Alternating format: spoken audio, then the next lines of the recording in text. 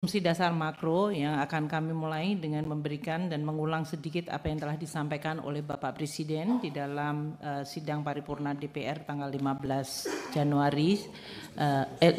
Agustus sebagai pengantar RUU APBN 2026 beserta nota keuangannya. Kami akan mulai bahwa Presiden terus mengingatkan kita bahwa Indonesia dalam hal ini terus dibuat untuk melakukan langkah-langkah pembangunan yang konsisten dengan spirit pembukaan Undang-Undang Dasar 45 dan pasal 33 Undang-Undang Dasar 45 ayat 1 hingga ayat keempat. Dari hal ini kemudian diturunkan menjadi 8 agenda prioritas Presiden sebagai pengantar nota keuangan, yaitu ketahanan pangan, ketahanan energi, makan bergizi gratis, program pendidikan, program kesehatan, pembangunan desa, koperasi dan UMKM, pertahanan semesta, serta percepatan investasi dan perdagangan global. APBN 2026 yang kita sampaikan kepada Dewan Perwakilan Rakyat disusun dengan strategi untuk mencapai kedaulatan pangan, energi, dan ekonomi di dalam rangka mencapai Indonesia tangguh, mandiri, dan sejahtera.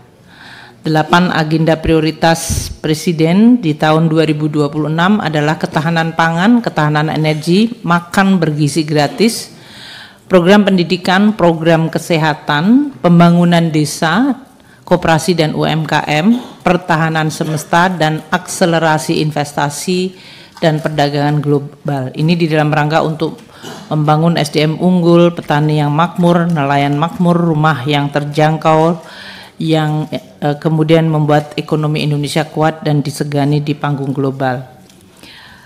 Untuk prioritas-prioritas 2026 yang disampaikan Bapak Presiden, akan saya sampaikan anggaran yang dialokasikan untuk mendukungnya, serta beberapa item yang penting.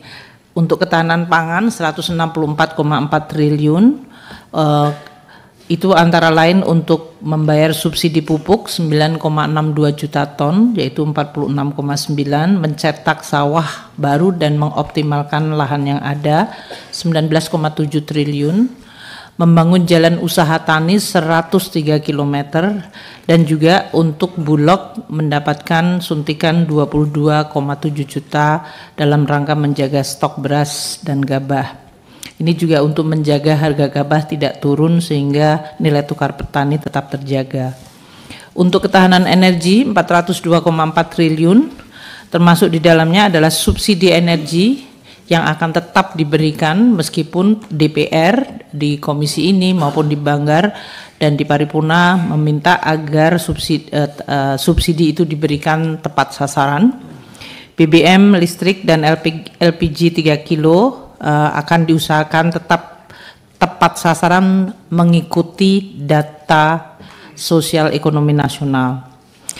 Kami akan tetap memberikan insentif perpajakan terutama untuk beberapa pembangunan renewable, pengembangan energi baru terbarukan, dan juga untuk eksplorasi migas, listrik desa juga merupakan prioritas dari Kementerian ESDM yang agar dialokasikan dan dimonitor dengan baik. MBG yang merupakan program prioritas Presiden dialokasikan 335 triliun. Ini yang untuk fungsi pendidikan, yaitu penerima dari sisi siswa 71,9 juta siswa, itu dikategorikan sebagai fungsi pendidikan. Jadi dari 335 triliun 223,6 adalah masuk fungsi pendidikan. Sedangkan untuk penerima yaitu ibu hamil menyusui dan balita 2,9 juta ibu dan 8,1 juta balita itu masuk di dalam fungsi kesehatan. Hal lain dari MBG adalah fungsi ekonomi karena diperkirakan akan bisa mendukung dari kegiatan ekonomi dan cadangan 67 triliun. Untuk program pendidikan sendiri 757,8 triliun alokasi 20% dari belanja negara. Itu adalah melalui TKD 253,4 termasuk untuk pembayaran guru, BOS, dan BOP PAUD. Untuk anggaran pendidikan yang melalui kementerian lembaga non-BGN dan non-anggaran pendidikan kedinasan, karena anggaran pendidikan kedinasan tidak masuk dalam program pendidikan ini, tidak masuk dalam 757,8. Untuk anggaran pendidikan melalui kementerian lembaga yang bukan BGN adalah 243,9. Sedangkan MBG 223,6 triliun yang tadi penerimanya adalah siswa saja, dan dari pos pembiayaan untuk LPDP, research dan PTNBH 37 triliun. Untuk program kesehatan 244 triliun. Ini mungkin tidak ditambahkan growth-nya, kalau tidak salah kemarin di badan anggaran saya sampaikan growth untuk anggaran kesehatan itu mencapai 14%, sedangkan untuk pendidikan naik sekitar 9%, mungkin nanti diberikan angka akuratnya. Ini termasuk pembayaran iuran asuransi 96,8 juta jiwa, dan untuk memberikan tambahan subsidi kepada peserta yang bukan penerima upah PBPU 49,6 juta, sehingga total anggarannya adalah 69 triliun. Revitalisasi rumah sakit 2,7 triliun, penurunan stunting dan tuberkulosis masih akan menjadi prioritas tahun depan. Cek kesehatan gratis untuk 130 juta peserta 2,6 triliun, dan bantuan gizi balita dan ibu hamil itu 24,7 triliun. Program prioritas ke-6 yaitu pembangunan desa koperasi dan UMKM dianggarkan 181,8 triliun untuk koperasi Desa Merah Putih yang sudah terbentuk 80.000 dengan dana desa 60,6. Kami masih menempatkan dana dari pemerintah di Bank Himbara dengan bunga sangat rendah agar koperasi bisa mengakses modal yang dengan bunga lebih murah juga, yaitu angkanya 83 triliun. Untuk pertahanan semesta, kami dalam hal ini untuk modernisasi alutsista, pengembangan industri dalam negeri, Kementerian Pertahanan dialokasikan 185,2 triliun untuk menjaga ketertiban keamanan dalam hal ini baik melalui Polri, BIN dan BNN 179,4 triliun, dan untuk memperkuat sistem hukum kepastian hukum terutama anggaran kejaksaan, HAM dan untuk sistem peradilan 60,4.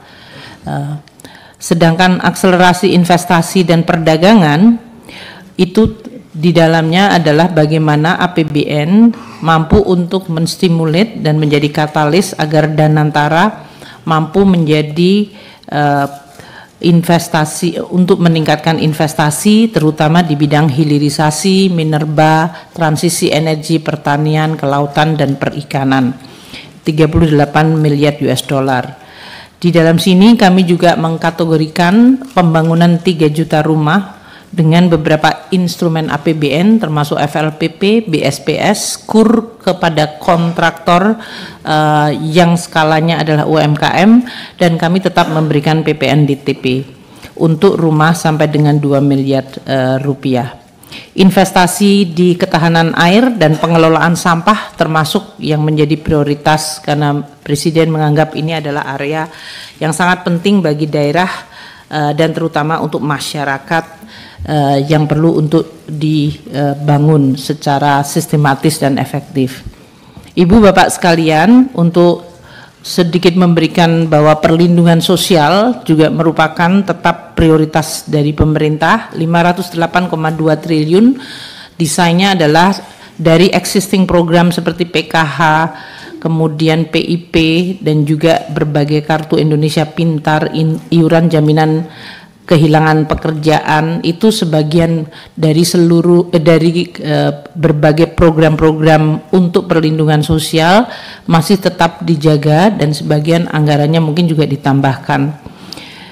Kemudian untuk juga termasuk antisipasi terhadap bencana karena Indonesia ada di dalam ring of fire. Jadi kami juga melakukan hal-hal baru seperti cadangan pangan pemerintah yang ditingkatkan dan juga di dalam rangka untuk meningkatkan atensi kepada anak-anak miskin dengan membangun sekolah rakyat.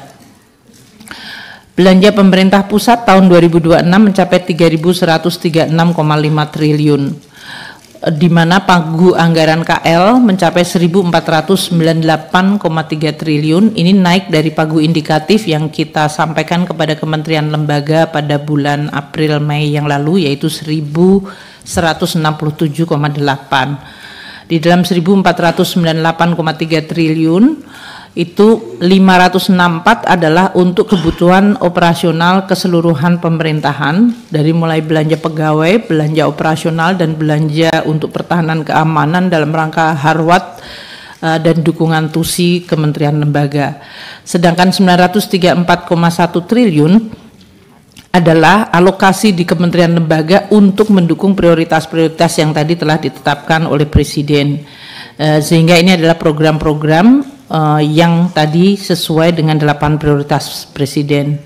1.638,2 adalah alokasi non kementerian lembaga, artinya di dalam pos bendara umum negara untuk pembiayaan pensiun, bunga utang, dan penanggulangan bencana antara lain, dan juga berbagai cadangan lain termasuk subsidi kompensasi dan prioritas pemerintah yang masih belum dialokasikan ke KL. Di dalam 1.638,2 juga terdapat diskresi Presiden yang memang sesuai Undang-Undang Keuangan Negara, kewenangan keuangan negara ada di tangan Presiden. Ini terutama kalau Bapak Presiden melihat ada intervensi di bidang tertentu, di daerah tertentu yang bisa dilakukan. Saat ini Presiden telah mengeluarkan Inpres Jalan, ini yang sudah dimulai dari Presiden Jokowi sebelumnya, dan juga Inpres Infrastruktur di daerah. Program prioritas pemerintah ini yang sebanyak 1.376,9 triliun ini sebetulnya namanya pemerintah pusat, tapi itu langsung dilaksanakan di daerah sehingga masyarakat daerah langsung menikmati. Sebagian adalah program yang ongoing seperti PKH, PIP, kartu sembako, iuran jaminan kesehatan, itu sudah ada di dalam ongoing. Cek kesehatan gratis itu sudah dimulai tahun 2025 dan kita teruskan. Untuk renovasi revitalisasi sekolah, ini juga concern Presiden karena melihat alokasi anggaran untuk renovasi revitalisasi biasanya berkisar mendekati 20 triliun tapi terbagi di berbagai pos. Beliau kemudian ingin menjadi lebih consolidated dan dimonitor. Makan bergizi gratis 335 ini juga langsung pelaksanaannya di daerah untuk masyarakat di daerah, baik itu murid maupun ibu-ibu dan anak-anak balita. Sekolah rakyat walaupun dilaksanakan oleh Kementerian Sosial itu juga untuk anak-anak di daerah. Sekolah unggulan Garuda juga sama, diratakan di berbagai daerah di Indonesia. Untuk preservasi jalan dan jembatan 24,3 triliun ini juga adalah termasuk yang dinikmati oleh daerah. Perumahan 48,7 triliun itu juga langsung di daerah. Bendungan irigasi 12 triliun juga dirasakan manfaatnya langsung di daerah. Selain itu untuk koperasi desa dan kelurahan di mana pemerintah menempatkan 83 triliun di Himbara itu dari pemerintah pusat, namun yang langsung mendapatkan manfaat adalah desa-desa yang membentuk koperasi tersebut. Demikian juga mungkin yang lebih besar seperti subsidi energi dan subsidi pupuk, subsidi KUR, itu semuanya pelaku dan penerimanya ada di daerah. Di dalam ini juga termasuk tunjangan profesi guru yang bukan merupakan ASN. Mereka mendapatkan tunjangan profesi guru dan dosen sebanyak 63,5 triliun rupiah. Ini juga dirasakan langsung di masing-masing daerah.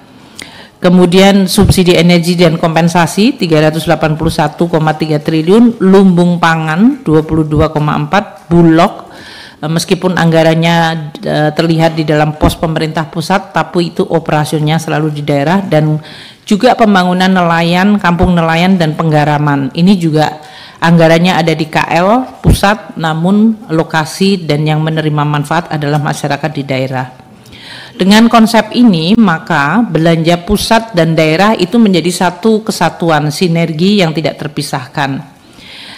Saat ini seperti kemarin Pak Dolvi di Banggar menanyakan berapa alokasi dari semua program di masing-masing daerah, kami masih mengumpulkan seluruh kementerian lembaga, melalui RKKAL-nya. Namun secara headline kami bisa menghitung kira-kira belanja kementerian, lembaga dan transfer ke daerah kalau dibagi dengan penduduk di masing-masing daerah tersebut, kira-kira kita mendapatkan angka yang ada di dalam slide ini. Sumatera itu kira-kira 5,6 juta per kapita, Jawa 5,1 juta per kapita, Kalimantan 8,5 juta per kapita, Bali Nusa Tenggara 6,4 juta per kapita, Sulawesi 7,3 juta per kapita, dan Maluku serta Papua 12,5 juta per kapita. Ini artinya bahwa belanja ini telah secara tidak langsung mencerminkan tadi daerah dan tingkat kemahalan maupun keinginan untuk melakukan ekualisasi daerah yang makin remote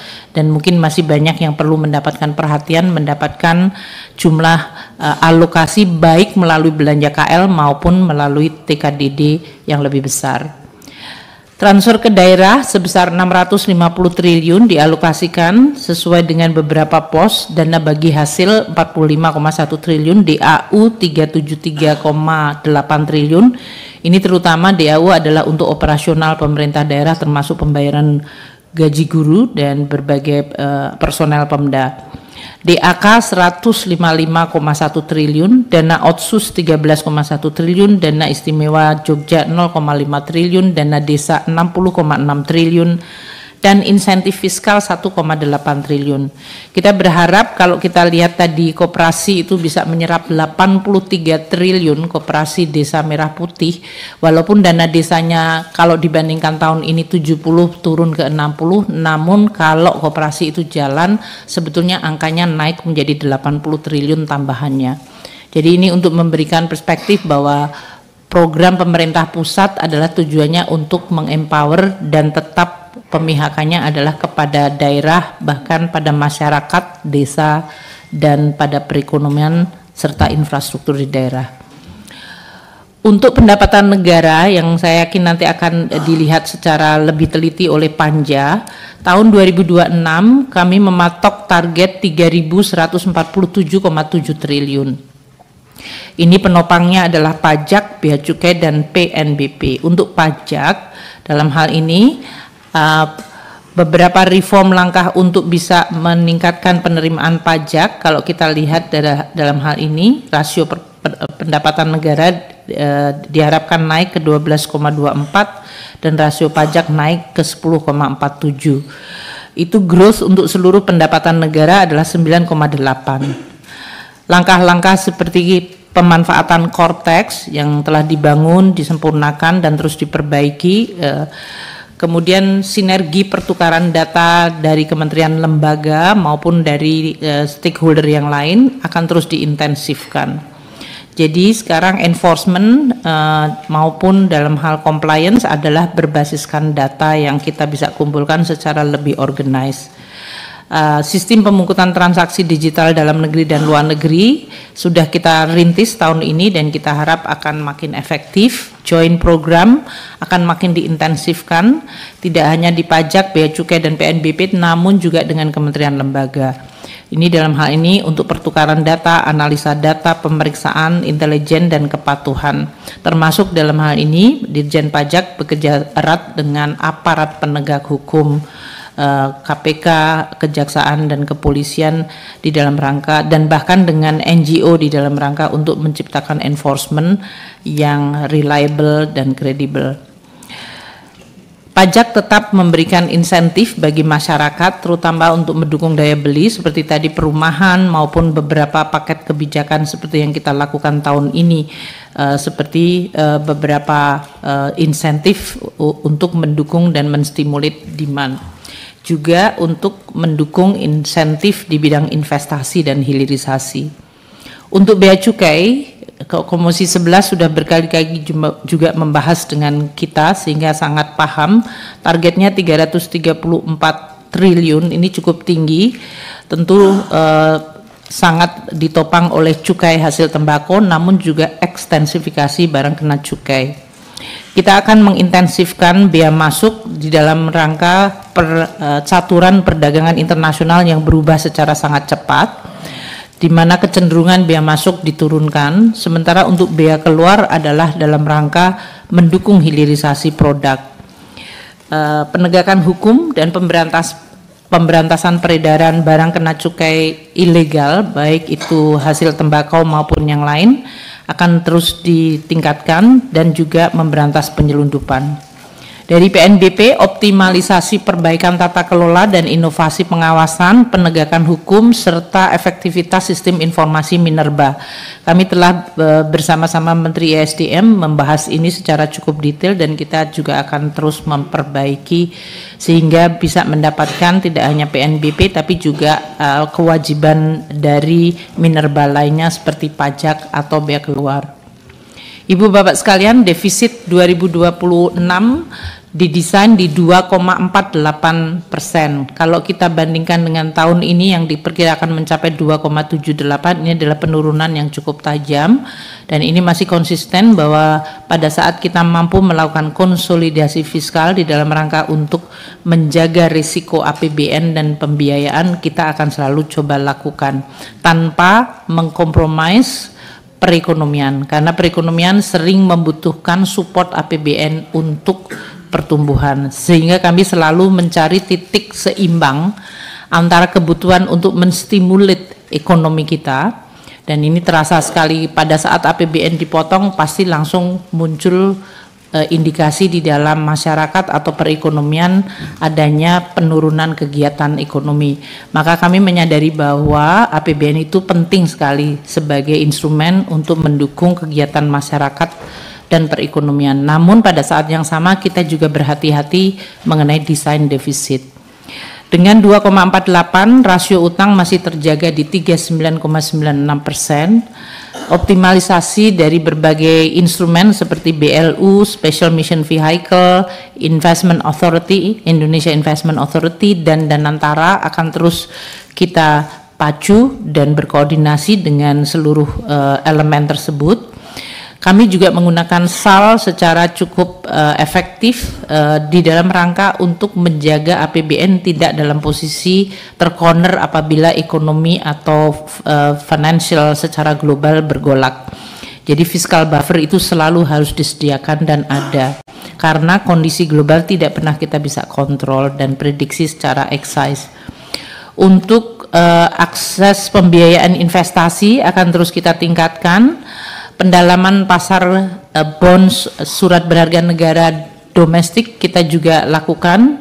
Kami bekerja sama dalam KSSK, Gubernur Bank Indonesia, OJK, dan LPS, dan juga mendorong untuk pembiayaan inovatif di dalam rangka untuk mengattract capital dari swasta, baik dalam negeri maupun luar negeri, akan terus kita lakukan bersama. Postur APBN 2026 adalah pada tabel ini, kami tidak akan ulang. Pendapatan negara tumbuhnya 9,8%, penerimaan pajak tumbuh 13,3%, mencapai 2.357,7 triliun. Pendapatan bea dan cukai tumbuh 7,7%, mencapai 334,3 triliun. Ini tantangan juga karena selama ini kita terus melihat bea cukai sempat mengalami tekanan karena bea keluar yang kemudian tidak dibolehkan ekspor untuk bahan mentah. Namun kita masih tetap mencantumkan angka yang cukup tinggi 334. Sedangkan PNBP ini karena tidak ada lagi dividen dan kita juga memprediksi harga komoditas masih cukup konservatif, maka kita mentargetkan 455 triliun atau turun 4,7% dari tahun ini.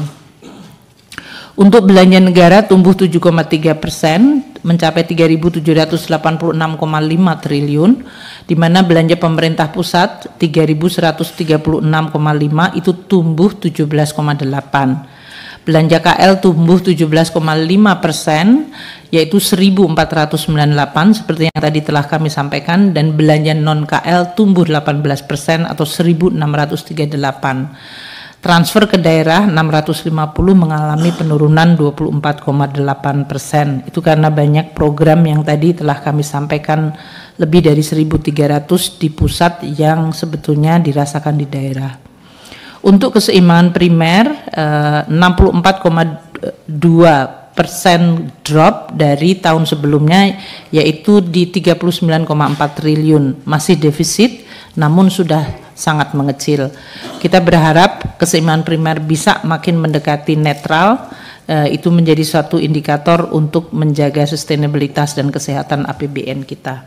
Defisit 2,48% itu secara nominal adalah 638,8 triliun.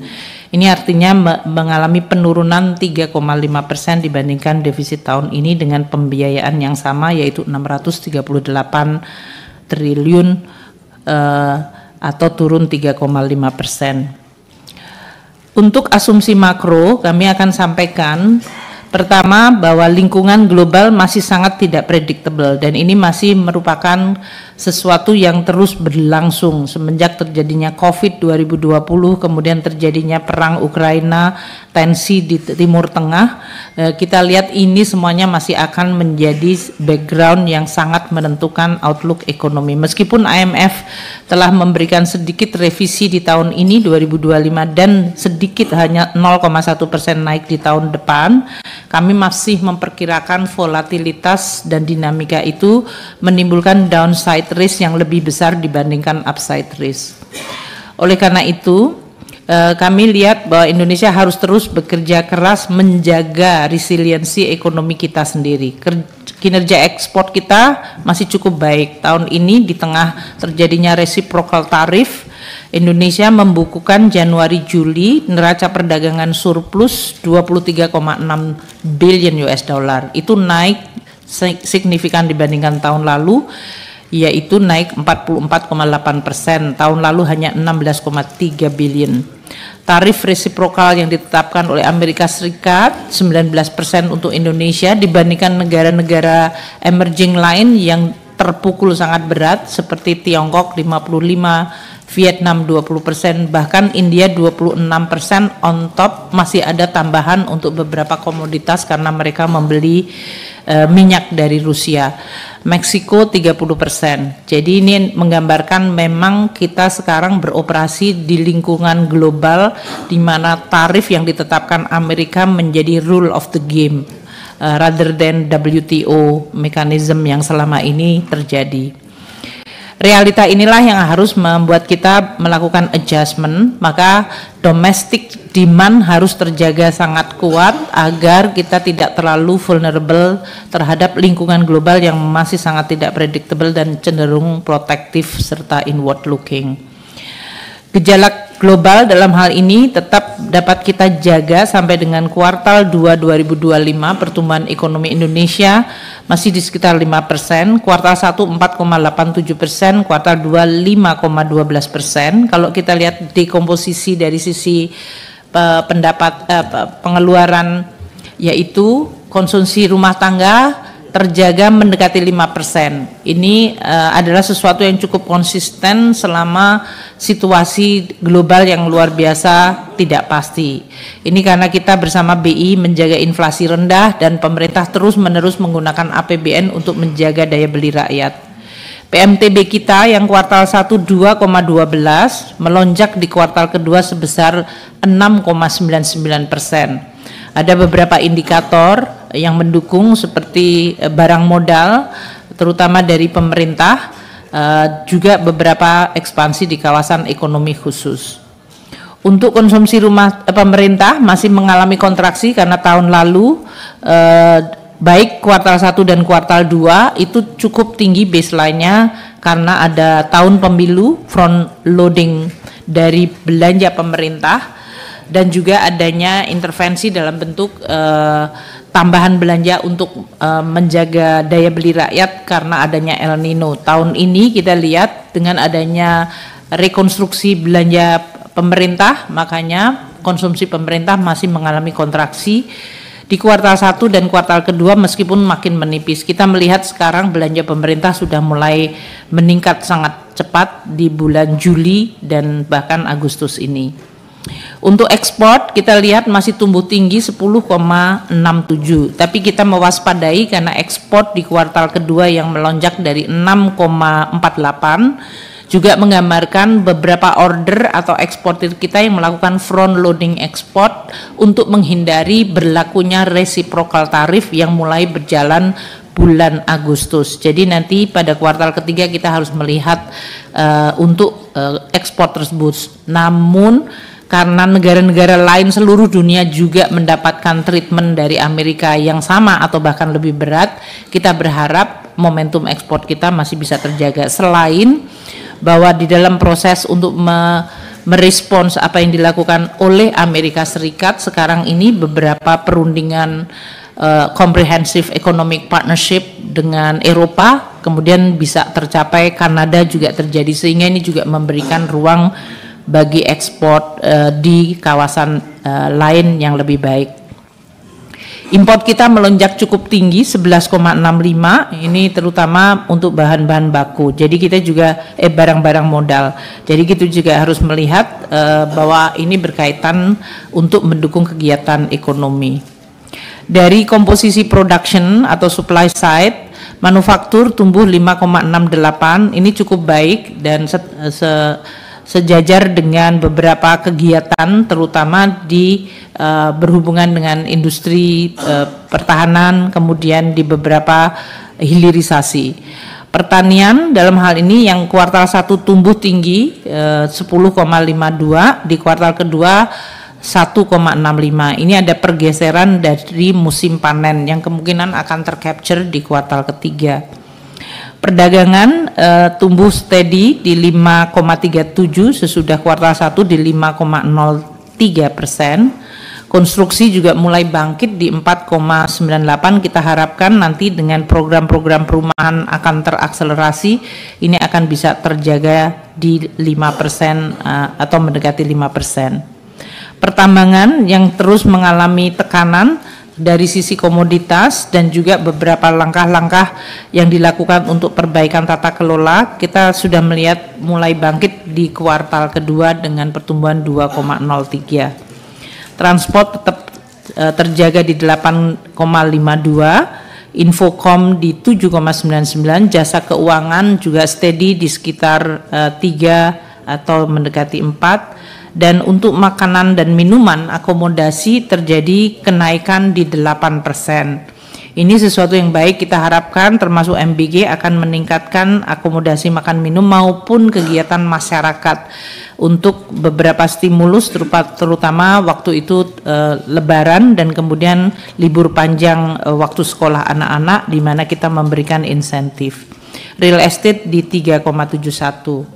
Pertumbuhan ekonomi Indonesia termasuk merata di hampir semua kawasan. Kalau kita lihat Sumatera yang menyumbangkan 22,2% dari GDP nasional, tumbuh 5%, Jawa yang masih mendominasi 56,9 tumbuh di 5,2%, Kalimantan yang kontribusinya 8,1% tumbuh 5%, Sulawesi 7,2% kontribusinya tumbuh 5,8%, Bali Nusa Tenggara tumbuh 3,7% dan Maluku serta Papua tumbuh 3,3%.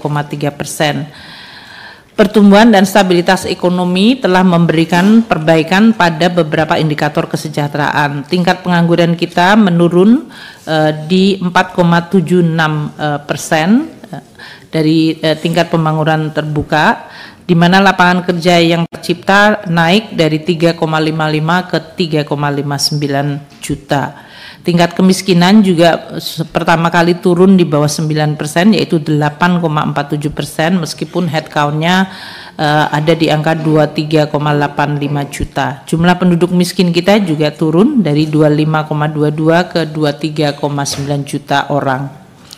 APBN ini adalah instrumen yang terus diandalkan oleh semua pihak, oleh masyarakat, oleh ekonomi, maka dia harus terus dijaga kesehatannya. Namun fungsi alokasi, stabilisasi, distribusi itu menggambarkan betapa harapan masyarakat terhadap APBN itu begitu sangat beragam.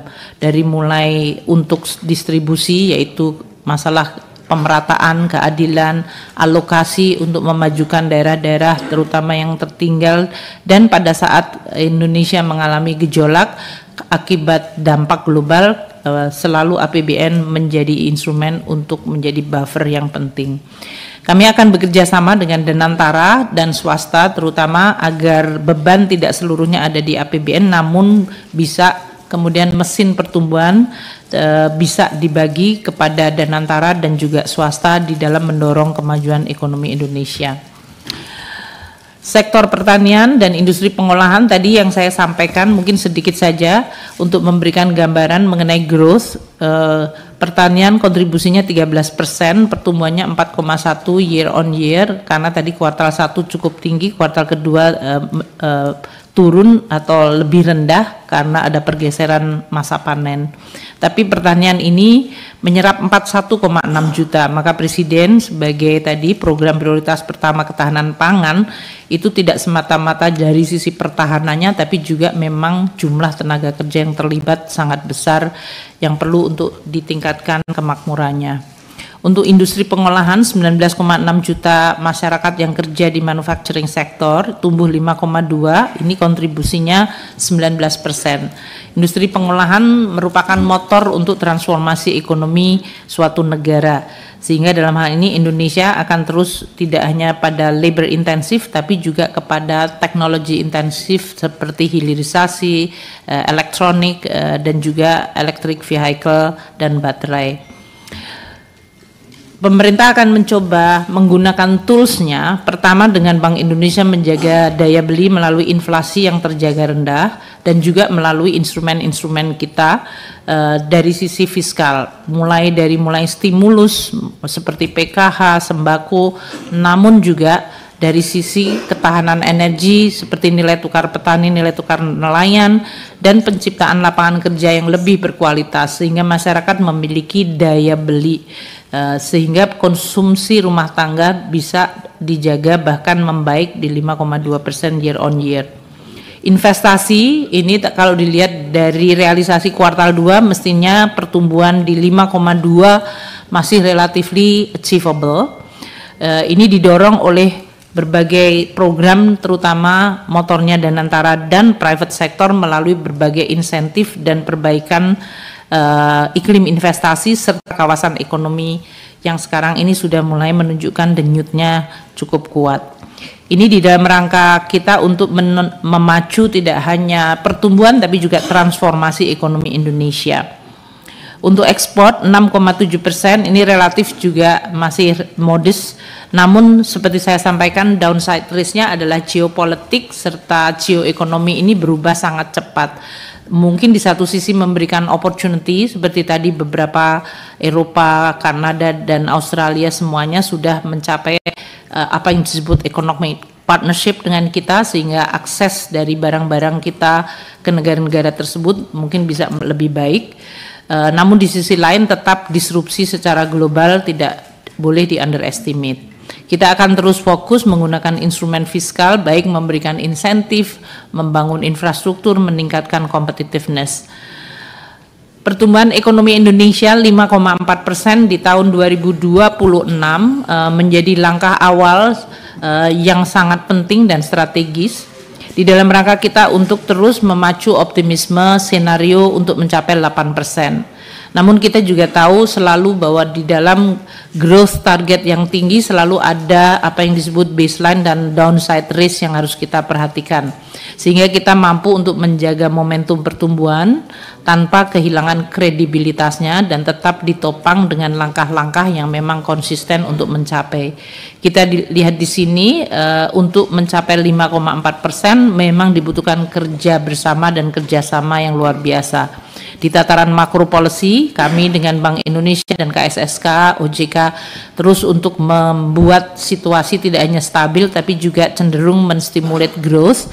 Kami bahkan sudah menggunakan instrumen fiskal secara sangat diverse. Kalau Bapak dan Ibu sekalian di Komisi 11 melihat tidak hanya dari belanja, tidak hanya dari sisi below the line yang makin terdiversifikasi dan juga bahkan instrumen dari sisi penerimaan seperti instrumen pajak untuk memacu pertumbuhan ekonomi. Selain kita tetap bertugas juga menaikkan tax ratio.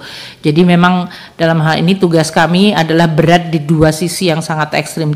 Di satu sisi menaikkan penerimaan pajak, di sisi lain mendukung iklim investasi untuk terciptanya growth yang lebih tinggi. Ini akan kami jaga secara hati-hati, balance di antara dua tujuan yang sama sekali berbeda. Untuk inflasi kami mungkin tidak terlalu panjang, nanti Bank Indonesia juga sampaikan, namun ini instrumen fiskal luar biasa penting untuk menjaga harga selalu terjaga rendah, baik melalui Mendagri dengan seluruh Pemda maupun kami juga menggunakan instrumen fiskal seperti pemberian injeksi kepada Bulog pada saat intervensi harga pangan dan juga untuk berbagai intervensi lainnya.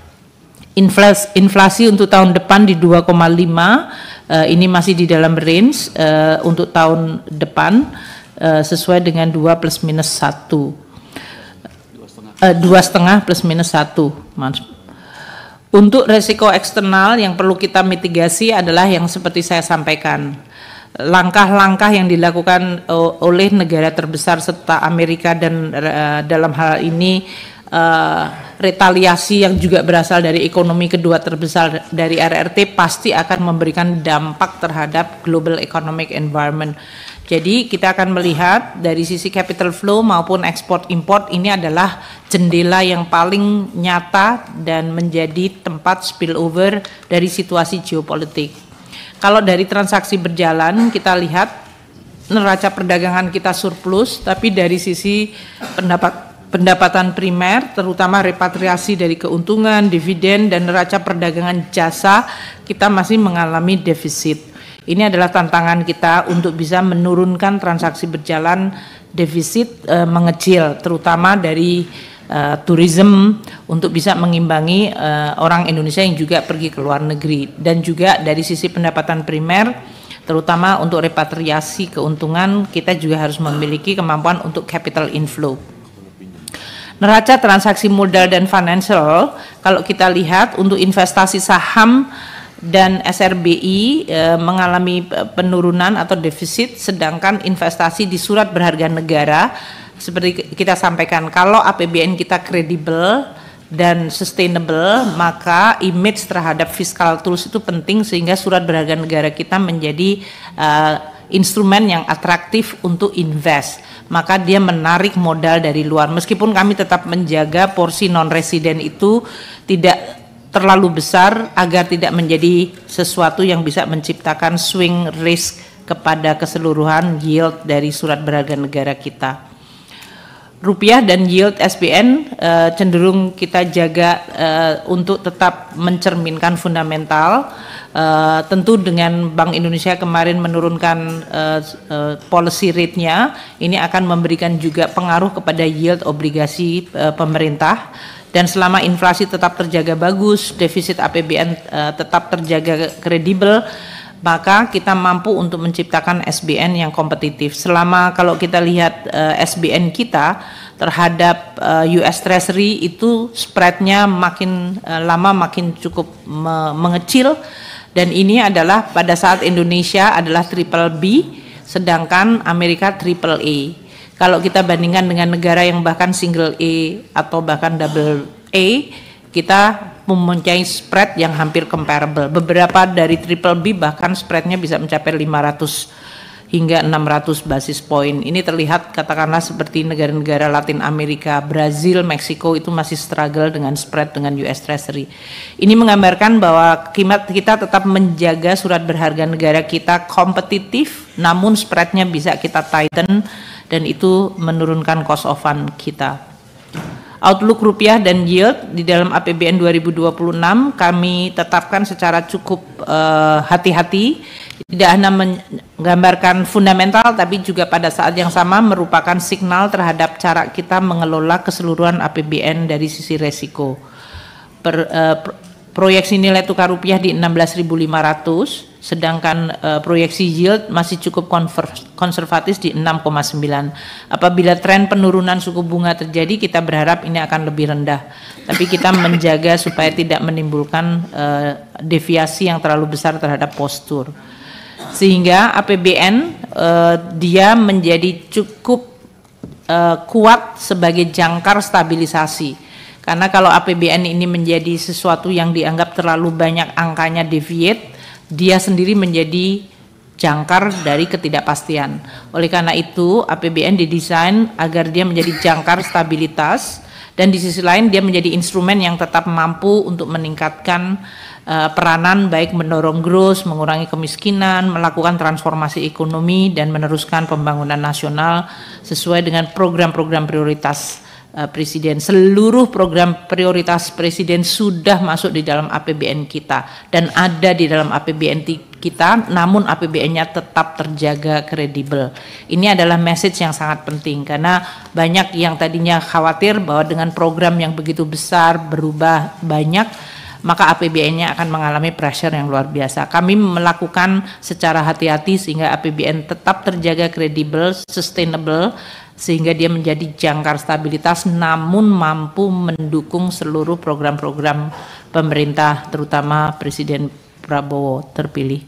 Demikian yang bisa kami sampaikan Bapak dan Ibu sekalian, pimpinan dan anggota Komisi 11. Terima kasih atas perhatiannya. Wassalamualaikum warahmatullahi wabarakatuh. Terima kasih kepada Menteri Keuangan. Berikutnya saya beri kesempatan kepada pemerintah, yaitu Menteri PPN Kepala Bappenas, untuk memberikan paparan mengenai